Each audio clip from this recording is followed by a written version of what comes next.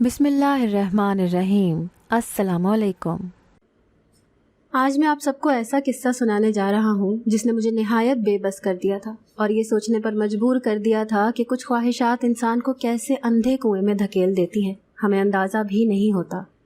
मैं जैसे ही अस्पताल से वापस घर आया तो माजिदा मेरी बीवी के सर में बेहद दर्द था।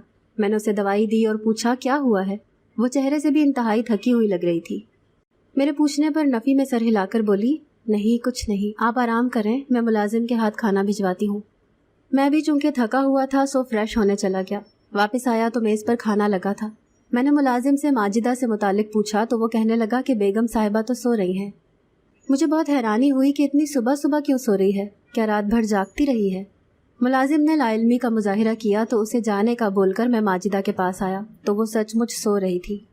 उसे बुखार भी नहीं था, लेकिन बस मेरी ये फिक्र लम्हाती थी। जब खुद रात भर की ड्यूटी के बाद थकन महसूस हुई तो मैं भी सो गया। अभी 2 दिन हुए थे कि मेरी अस्पताल में नाइट ड्यूटी लगी थी। पहले दिन तो माजिदा बिल्कुल ठीक थी, लेकिन दूसरे दिन वो काफ़ी अजीब हरकतें कर रही थी।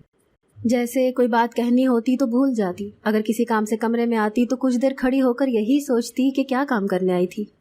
मैंने ये सब देखा था लेकिन पूछा नहीं।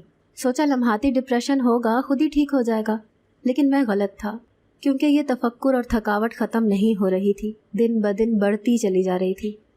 जब पूरा हफ्ता मैंने अपनी बीवी को ऐसे बुझा बुझा महसूस किया तो पूछ बैठा कि कोई परेशानी है क्या, मुझसे कुछ छुपा रही हो तो प्लीज़ बताओ, हम दोनों मिलकर इस मसले का हल निकालेंगे।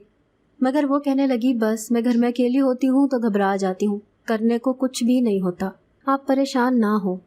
माजिदा ने मुझे तो तसल्ली दे दी मगर खुद अभी तक परेशान लग रही थी। मैंने कहा, तो क्यों अकेली रहती हो घर में, साजिदा के पास चली जाया करो। मैं तो अपने तौर ये बोलकर चुप हो गया, मगर उसके बाद माजिदा ने मुझे जिन जहरीली निगाहों से देखा मैं कच्चा सा होकर रह गया। अच्छी तरह जानता था कि माजिदा की अपनी बहन से नहीं बनती। दोनों बहनें बचपन में तो ठीक थीं, मगर अब उनके हालात इस कदर ख़राब थे कि नहीं लगता था उनके दरमियान बहनापे का रिश्ता है। माजिदा और साजिदा मेरे चाचा की 2 ही बेटियां थीं और हमेशा एक दूसरे से खार खाती ही पाई गई।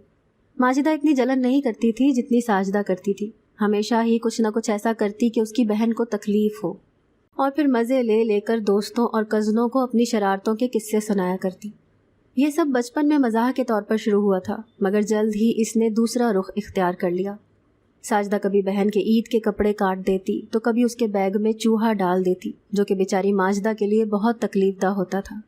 कम उसने भी छोटी बहन के साथ नहीं किया था। कोई भी छोटी बात होती तो चाचू को आगे पीछे 2-4 बातें लगाकर कहानी सुना देती, जिसकी बदौलत साजिदा को उनके अताब का निशाना बनना पड़ता।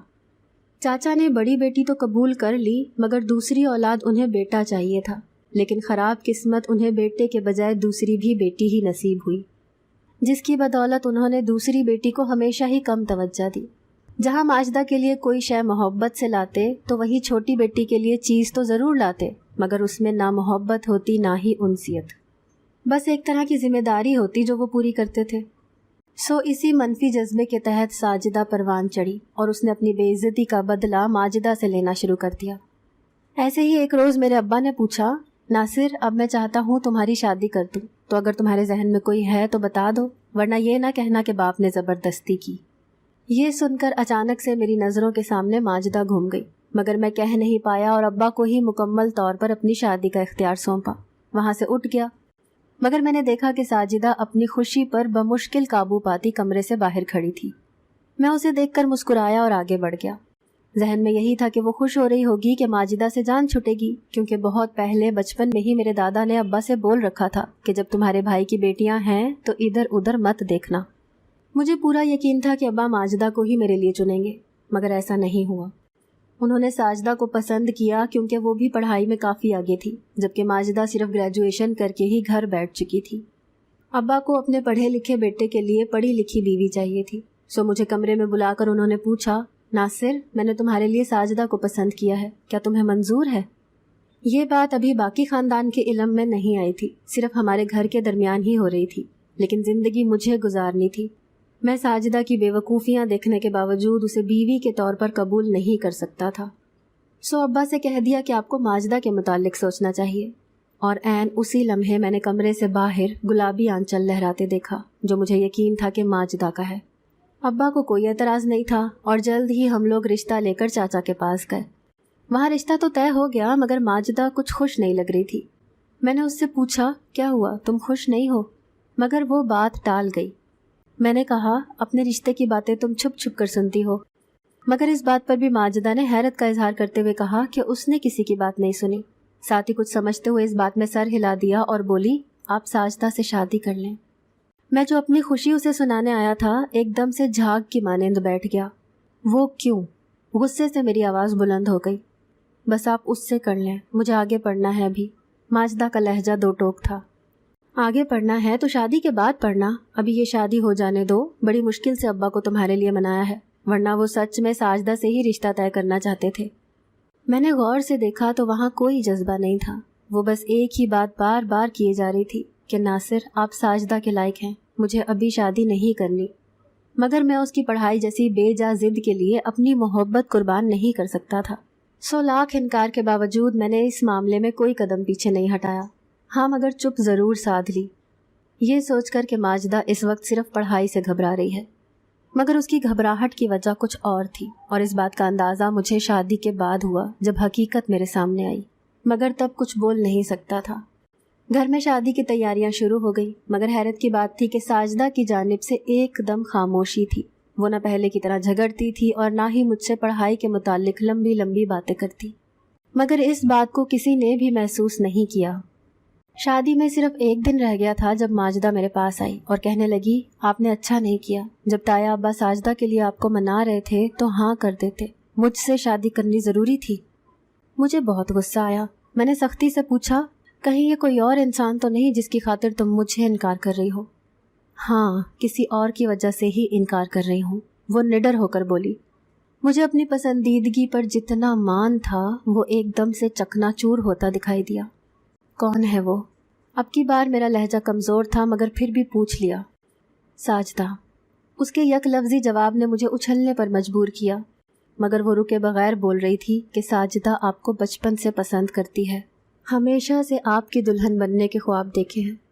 ناصر میں مانتی ہوں وہ نادان ہے، مگر اس کے ساتھ بھی تو ابا کتنی زیادہ زیادتی کرتے ہیں، میں کتنا تنگ کرتی ہوں۔ اس روز جب تایا ابا نے آپ کو ساجدہ کے متعلق بتایا تھا وہ وہیں تھی کمرے کے باہر۔ آپ نے کبھی سوچا وہ پڑھائی کے معاملے میں کیوں آپ کے ارد گرد منڈلاتی رہتی ہے؟ بس یہی وجہ ہے کہ وہ آپ کو بے حد چاہتی ہے۔ میرا کیا ہے، میں بھی مزید پڑھنا چاہتی ہوں مگر ساجدہ بہت جنونی ہوئی پڑی ہے، کچھ بھی کر سکتی ہے، بس آپ کسی طرح اس سے شادی کر لیں۔ جہاں پہلے یہ باتیں میرے لیے حیران کن تھیں، وہیں آخری بات مجھے بے وقوفانہ معلوم ہوئی۔ کیسے کر لوں شادی جبکہ میں اسے پسند تک نہیں کرتا؟ ماجدہ مجھے تم سے محبت ہے اور کسی اور کے جنون کی خاطر میں تمہیں چھوڑ کر اپنی زندگی کو مشکل نہیں بنا سکتا۔ باقی رہی بات ساجدہ کی تو یہ تم دونوں کا معاملہ ہے، ویسے بھی بیاہ کر تم میرے گھر آ جاؤ گی تو اسے بھی باپ کا کوئی پیار وغیرہ مل جائے گا۔ میں نے نرمی سے سمجھایا جس کا نتیجہ یہ ہوا کہ بات ماجدہ کے دماغ میں بیٹھ گئی، مگر ابھی بھی اسے بہن کی فکر تھی۔ مگر ناصر وہ بیچاری، اس نے کہنا چاہا مگر میں نے درمیان میں ہی ٹوک دیا کہ بس اب ہماری شادی ہو کر رہے گی، اس لیے مزید اس ٹاپک پہ بات مت کرو۔ اگلے روز ہماری مہندی تھی اور پھر بارات۔ ان دونوں فنکشنز پر میں نے ساجدہ کو ایک مرتبہ بھی نہیں دیکھا۔ مجھے دل میں کچھ لمحوں کے لیے دکھ تو ہوا تھا کیونکہ اس لڑکی کا بھی دل ٹوٹا ہوا تھا، مگر میری حیرت کی انتہا نہ رہی جب میرے ولیمے پر وہ ہنستی مسکراتی انتہائی خوبصورتی سے تیار ہو کر آئی، ساتھ ہی مجھ سے نیک وغیرہ بھی مانگی۔ وہ اس وقت اتنی نارمل تھی کہ مجھے اس کی ذہنی حالت پر شبہ ہونے لگا، کیونکہ عموماً دل ٹوٹنے کے بعد لڑکیاں خود کو کمروں میں بند کر لیتی ہیں، لیکن یہاں معاملہ مختلف تھا۔ میں نے ماجدہ سے پوچھا تو اس نے بھی لا علمی کا اظہار کیا، کیونکہ ساجدہ ایسا کیوں کر رہی ہے کوئی نہیں جانتا تھا۔ وہ لڑکی کبھی بھی چپ کر کے بیٹھنے والوں میں سے نہیں تھی۔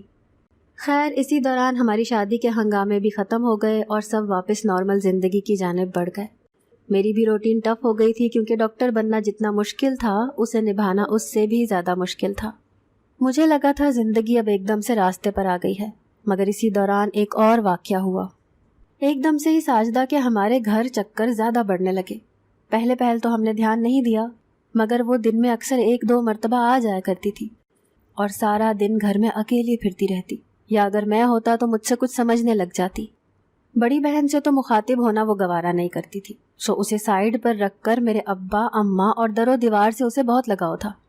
ماجدہ اکثر مجھے کہتی کہ ناصر سنبھل کر رہیے گا، مجھے ساجدہ کے ارادے کچھ ٹھیک نہیں لگ رہے۔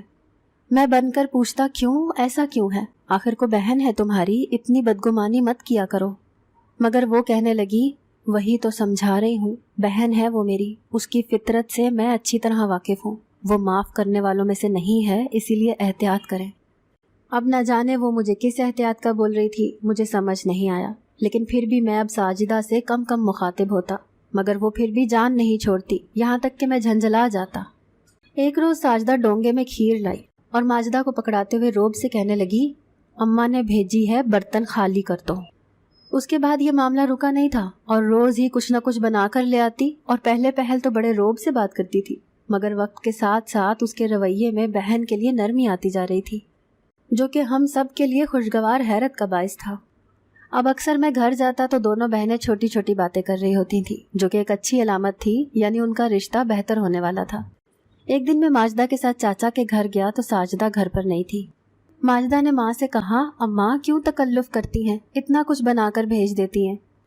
تو چاچی نے مسکراتے ہوئے کہا، میں کچھ نہیں کرتی، جو کرتی ہے تمہاری بہن کرتی ہے، اسے تمہاری محبت میں کام کرتے دیکھ اچھا لگتا ہے تو میں نہیں روکتی، کہتی ہوں اچھا ہے، اسے احساس تو ہو، ورنہ مجھے لگا تھا ساری عمر اس نے احساس سے آری ہی رہنا ہے۔ ساجدہ بہن کے لیے خود کھانا پکاتی ہے، یہ سن کر جہاں مجھے سکتا ہوا وہیں ماجدہ کو بھی جھٹکا لگا۔ اب ان کے تعلقات ایک دم سے ٹھیک ہونے لگے، یہاں تک کہ جب میں گھر جاتا تو پورا گھر ان کے کہکہوں سے گونج رہا ہوتا۔ انہی دنوں ایک روز ماجدہ کی طبیعت بے حد خراب تھی، میں نے چیک کیا تو مجھے خطرے کا احساس ہوا، لیکن پھر بھی ڈاکٹر کے پاس لے گیا۔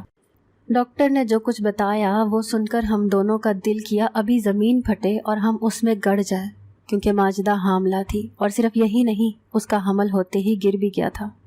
اس کی وجہ جب ڈاکٹر نے بتائی تو ساری گتھیاں سلجھ گئیں۔ ماجدہ کو زہر دیا جاتا رہا تھا، جس کی وجہ سے بچہ ضائع ہو گیا، اور ماضی میں دماغ لڑایا تو ساجدہ کے علاوہ یہ زہریلی حرکت اور کوئی نہیں کر سکتا تھا۔ ماجدہ درست کہتی تھی، اس کی بہن کی فطرت بہت گندی ہے، اور اس روز وہ ثابت بھی ہو گیا تھا۔ ہم نے ذرا دھیان دیا تو ساجدہ کی محبت یوں ہی ایک دم سے نہیں بڑھ گئی تھی، وہ بدلہ لینا چاہتی تھی، اور اس کا بدلہ اس نے اپنی بری فطرت کے ہاتھوں مجبور ہو کر لے بھی لیا تھا۔ ماجدہ سے اس نے پوچھا تو ساجدہ نے کہا کہ وہ کیوں ایسا کرے گی، صاف مکر گئی۔ گھر میں کام والی بھی تھی، اس کی حرکت بھی ہو سکتی تھی، یا شاید کچھ اور۔ ہمیں کچھ بھی سمجھ نہیں آیا، کیونکہ ساجدہ پر ہم کیسے شک کر سکتے تھے؟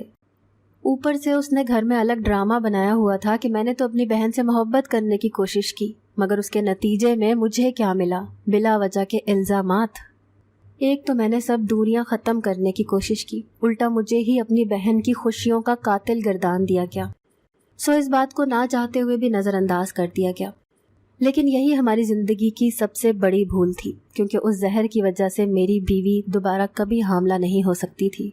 یہ بات مجھے ڈاکٹر نے بتا دی تھی، جو کہ میں نے ماجدہ کو نہیں بتائی۔ میں نہیں چاہتا تھا کہ وہ کسی بات کی وجہ سے پریشان ہو۔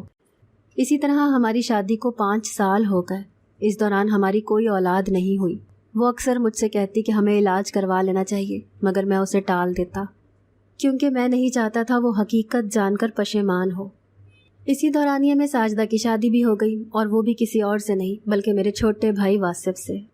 میں نے اماں ابا کو منع کیا تھا، مگر واصف کی خواہش تھی کہ وہ شادی صرف اور صرف ساجدہ سے ہی کرے گا۔ اس کے لیے اس نے پہلے ہی الگ گھر بنوا کر رکھا تھا۔ ہم سب چپ کر گئے، کیونکہ اگر کوئی سب کچھ دیکھنے کے بعد بھی کنویں میں گرنا چاہے تو اسے بچایا نہیں جاتا، چپ کر کے راستے سے ہٹا جاتا ہے۔ سو ہم نے بھی وہی کیا اور واصف کی شادی کروا دی۔ وہ اپنے گھر میں خوش تھا یا نہیں، اس کا ہمیں کوئی علم نہیں تھا، کیونکہ اس زہر والے واقعے کے بعد ماجدہ یا میں نے ساجدہ سے مکمل طور پر قطع تعلق کر لیا تھا، لیکن نہیں جانتے تھے کہ ایک اور مصیبت زندگی میں آنے والی ہے۔ اگر مجھے علم ہوتا کہ میری بیوی میری پیٹھ پیچھے ایسا ویسا کچھ کرتی ہے تو میں کبھی بھی برداشت نہیں کرتا، مگر یہی مسئلہ تھا کہ اگر ماجدہ مجھ سے سچ میں محبت کرتی تو مجھے اکیلا کیوں چھوڑتی۔ جب سے ساجدہ ہماری زندگیوں سے الگ ہوئی تھی ایک سکون سا ہو گیا تھا، مگر پچھلے ہفتے سے مجھے عجیب صورتحال کا سامنا کرنا پڑ رہا تھا۔ ماجدہ نہ جانے کن مشکلات میں پھنسی تھی، میں چاہ کر بھی کھوج نہیں پایا۔ بہت کوشش کی مگر اس نے اپنی پریشانی مجھے نہیں بتائی۔ بالآخر میں نے خود اس راز کو جاننے کی ٹھانی کہ آخر ماجدہ رات بھر کیوں نہیں سوتی۔ जब मैं घर सुबह के वक्त आता हूँ मुझे नाश्ता देकर तब वो सोने लेटती है और 2-3 बजे तक उठती है। इसके अलावा हर एक से कहती थी कि दुआ करना मेरी औलाद हो जाए। औलाद का ऐसा नशा तो उसे पहले भी नहीं था, जैसी चाह वो अब दिखा रही थी। मैंने एक रात अस्पताल से छुट्टी कर ली। सोचा छुपकर देखूंगा कि आखिर माजिदा कौन से पहाड़ तोड़ती है जो हर वक्त इतनी ज़्यादा थकावट का शिकार रहती है। बज़ाहिर तो शाम को मैं अस्पताल के लिए तैयार होकर घर से निकल गया, मगर पिछले दरवाजे से वापस अंदर आ गया। पिछले दरवाजे का ताला मैं दोपहर को ही खोल चुका था, सो मुझे कोई मुश्किल नहीं हुई। अंदर आकर छत के पर्दे के नीचे झांकने लगा। मेरे जाने के बाद माजिदा कुछ देर सहन में बैठी रही। वो पता नहीं किस गहरी सोच में गुम थी। जब ईशा की अजान हुई तो सर झटक कर उठ गई। उसने खाना भी नहीं खाया और जैसे अंदर गई थी वैसे ही चादर लेकर बाहर निकल आई और खुद को अच्छी तरह ढांपते हुए घर से निकल गई। ये सब मेरे लिए बहुत अचंभे की बात थी कि मेरी बीवी रात के वक्त अकेली ऐसे संभल कर कदम रखते हुए कहाँ जा रही है।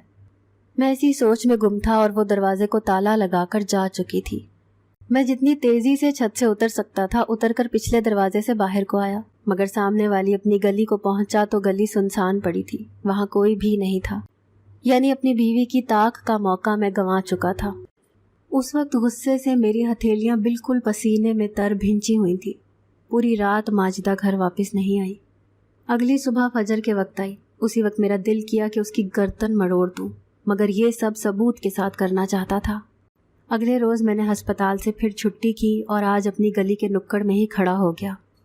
जैसे ही माजिदा घर से बाहर निकली वो तेज़ तेज़ कदम चलती हुई गली के दूसरे कोने में बने घर में दाखिल हो गई।